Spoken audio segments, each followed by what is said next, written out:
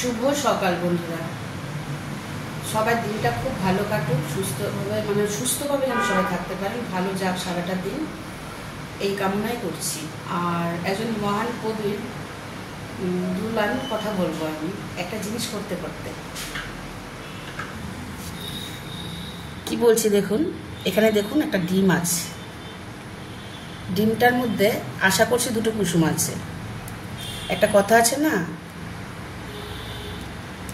দেখাচ্ছি, দেখেছেন? দুটো কুসুম আছে, একই বৃন্তে দুটি কুসুম, হিন্দু মুসলমান, মুসলিম তার নয়নমণি, হিন্দু তাহার প্রাণ। এটা কিন্তু প্রমাণ হলো না? আমরা শুধু জাতের ভেদাভেদ কত কিছু লড়াই আমরা করি, তাই না? কিন্তু দেখুন, একটা ডিমের মধ্যে দুটো কুসুম, ঠিক আছে?